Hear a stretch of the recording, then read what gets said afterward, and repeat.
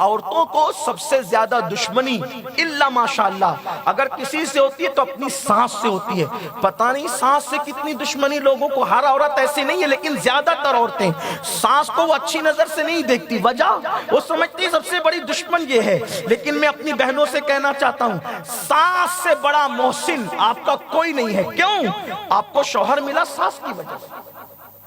جب سانس نے آپ کو اپنے گھر لایا, توجہ کرنا, سانس نے آپ کو اپنے گھر لایا, کتنے اہتمام سے لایا, کتنے عزت سے لایا. وہ اپنے پیر کو بھی ایسے نہیں لاتی جیسے تمہیں لایا ہے. شادی سے پہلے منڈپ لگایا, لاکھوں روپے خرچ کیے, اتنی عزت سے وہ تمہیں اپنے گھر لاتی, اپنے گھر لاتی ہے, اور تم اسی کو نکالنے کی کوشش کرتی ہو. ظالم ہو تم.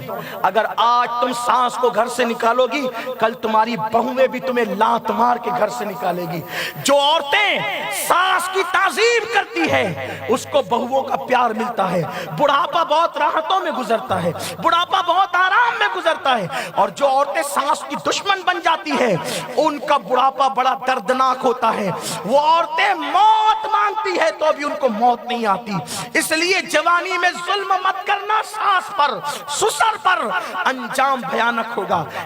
گالیوں کی پرواہ کیے بغیر کہہ دینا چاہتا ہوں اور حق کہہ دینا چاہتا ہوں. مجھے نہیں پتا میری بات سن کر کسی کو اچھی لگے گی کہ بری لگے گی. اپنے جوانوں سے کہتا ہوں جس وقت آپ کے پاس یہ مرحلہ آ جائے یا تو بیوی کو چنے یا تو ماں کو چنے, میں تمہیں اسلام کے حوالے سے کہتا ہوں ہزاروں بیویوں کو جوتے کی نوک پہ رکھ دینا لیکن کبھی ماں باپ کا دامن مت چھوڑنا. اس لیے کہ بیویاں مل سکتی ہے, کبھی ماں باپ نہیں مل سکتے.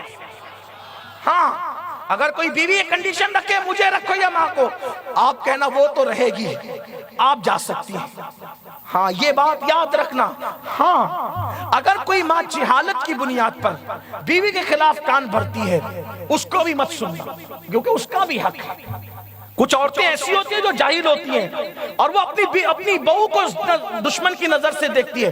اس وقت آپ کو مینٹین کرنا ہوگا. ماں کو ڈانٹنا بھی نہیں ہے لیکن بیوی کے بھی حق کا خیال کرنا. یہ بات آپ یاد رکھیں کہ ماں باپ اگر جہالت کی بنیاد پہ ورگلائیں تو اپنی بیوی پہ آپ ظلم بھی نہیں کر سکتے. یہ بھی آپ کو بتا دوں دونوں کے اپنے اپنے حقوق ہیں. ماں سر پہ رکھنے کی چیز ہے اور بیوی دل میں رکھنے کی چیز ہے. جسے سر پہ رکھنا اسے سر پہ رکھو, جسے دل میں رکھنا اسے دل پہ رکھو. آپ جانتے ہیں ہوشیار ہو, اگر ماں زبردستی کان بھر رہی ہے ہاں کر کے مسکرا دو, اور بلکہ بیوی سے سیٹنگ بھی کر سکتے ہو کہ میں امی کے سامنے تمہیں بہت ڈانٹوں گا, تم سر جھکا کے سن لینا. کیوں؟ اگر میرے ڈانٹنے سے اس کا دل خوش ہوتا ہے تو پھر ہم نے تو کمرے میں ایک دوسرے سے پیار ہی کرنا ہے. لیکن اللہ اکبر, اکیلے بیوی کے ساتھ رہنا ہے.